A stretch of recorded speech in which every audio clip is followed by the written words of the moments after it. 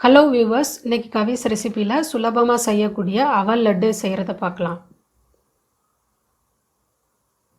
அடுப்பை ஆன் பண்ணிவிட்டு ஒரு கடாயில் 2 ஸ்பூன் நெய் ஊற்றிக்கோங்க. அந்த நெய் சூடானதுக்கு அப்புறமா உடச்சி வச்ச முந்திரி பருப்பை சேர்த்து அதை நல்லா பொன்னிறமாக வர வரைக்கும் வறுக்கணும்.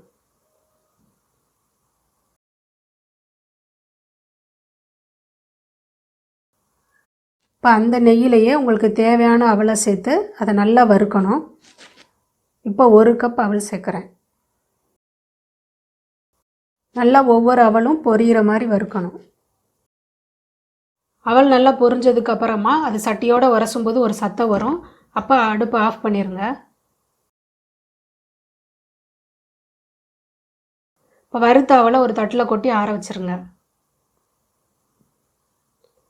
அவல் ஆறுனதுக்கு அப்புறமா ஈரமில்லாத மிக்சி ஜாரில் அதை சேர்த்து எவ்வளவு பொடியாக அரைக்க முடியுமோ அந்த அளவுக்கு பொடியாக அரைச்சிக்கோங்க.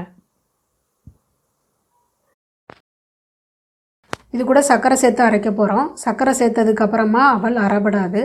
அதனால அதுக்கு முன்னாடியே எவ்வளவு அரைக்க முடியுமோ அந்த அளவுக்கு பொடியாக அரைச்சிக்கோங்க. இப்போ இது கூட நம்ம எடுத்த 1 கப் அவலுக்கு 1/2 கப் சர்க்கரை சேர்த்து நல்லா அரைக்கணும். நீங்கள் எந்த அளவுக்கு அவல் எடுக்கிறீங்களோ அதுக்கு பாதி சர்க்கரை சேர்த்தா போதும். இப்படி அரைக்கிறதுனால அவலும் சர்க்கரையும் நல்லா ஒன்றா கலந்துரும். அரைச்ச அவலை ஒரு தட்டில் கொட்டிக்கலாம். அது சூடு ஆறுனதுக்கப்புறமா வறுத்து வச்ச முந்திரி பருப்பை சேர்த்து நல்லா கலந்து விடுங்க. இப்போ சூடு பண்ண நெய்யை கொஞ்சம் கொஞ்சமாக ஊற்றி அதை நல்லா கலந்து விடணும்.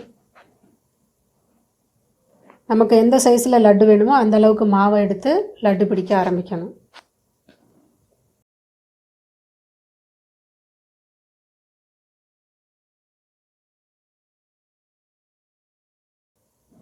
இந்த லட்டு பிடிக்கும்போது நல்லா அழுத்தம் கொடுத்து பிடிக்கணும். அப்போ தான் அது உதிராது.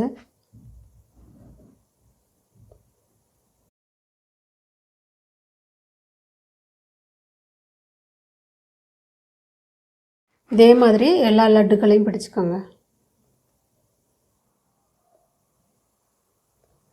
10 நிமிஷத்தில் சுவையான அவல் லட்டு தயார் பண்ணிட்டோம்.